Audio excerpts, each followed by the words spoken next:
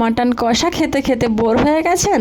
তাহলে ঝটপট বানিয়ে ফেলুন আমার স্টাইলে এই মাটন রেজালা। একবার বাড়িতে ট্রাই করে দেখুন, বাড়িতে ছোট বড় সবাই আপনার রান্নার প্রেমে পড়ে যাবে।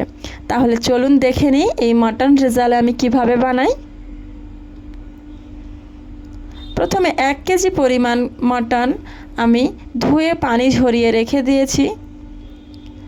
একটু ছোট সাইজের করে এরকম কেটে নিতে হবে। দিয়ে দেব 3 টেবিল চামচ আদা বাটা, 2 টেবিল চামচ পেঁয়াজ বাটা,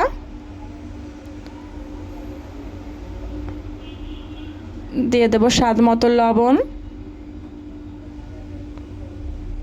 50 গ্রাম পরিমাণ দই দিয়ে দেব, আর দিয়ে দেব 2 টেবিল চামচ জিরা গুঁড়া এবং ধনে গুঁড়া। সবগুলো একটু ভালো করে মাখিয়ে নেব।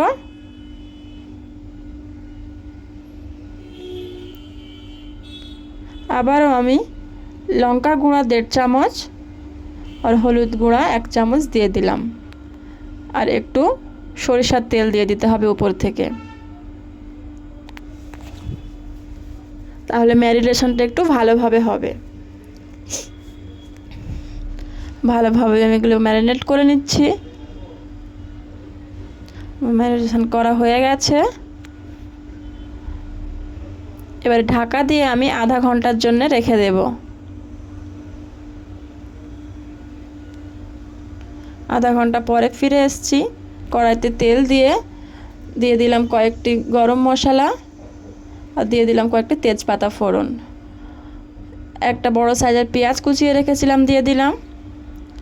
পেঁয়াজটা হালকা একটু লাল লাল করে ভেজে নেব।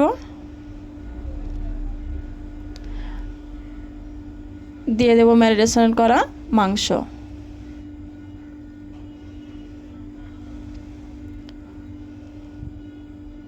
মাংসটিকে ভালোভাবে নেড়েচেড়ে মিক্স করে নেব।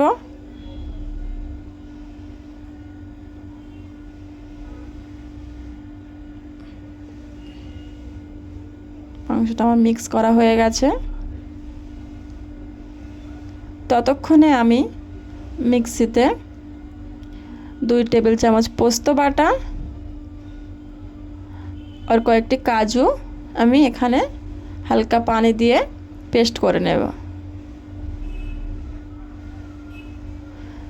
ঢাকা দিয়ে আমি 10 মিনিট পর্যন্ত জাল করে নিয়েছি।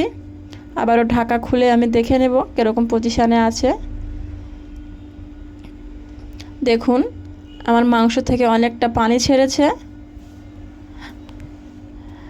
আবারও ঢাকা দিয়ে আমি 5 মিনিট পর্যন্ত কষিয়ে নিলাম। এবারে দেখুন পানি অনেকটাই কমে গেছে।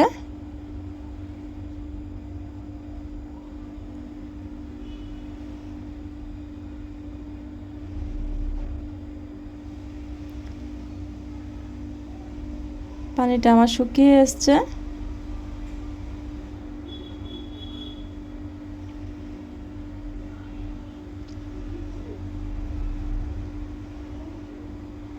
দিয়ে দেব উপর থেকে ধনে পাতা কুচি,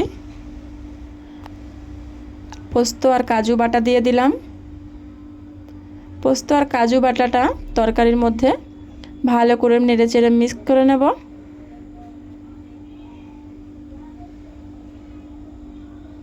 মিক্স করে নিয়েছি।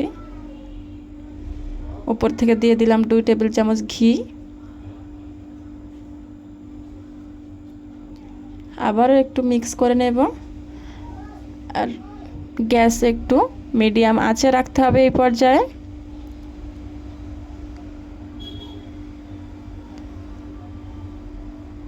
আমি আবারও ঢেকে 2 মিনিট জাল করে নিয়েছি। এবারে গ্যাসের বাটন বন্ধ করে দিয়েছি। দেখুন কতটা দেখতে সুন্দর হয়েছে। ইনশাল্লাহ খেতেও খুব সুন্দর হবে। এভাবে করে সার্ভ করে নিচ্ছি।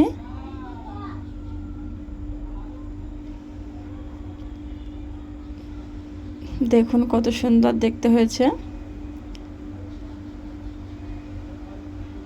ভিডিওটি যদি ভালো লাগে লাইক শেয়ার কমেন্ট করবেন। আর চ্যানেলটিকে সাবস্ক্রাইব করে রাখবেন। ধন্যবাদ।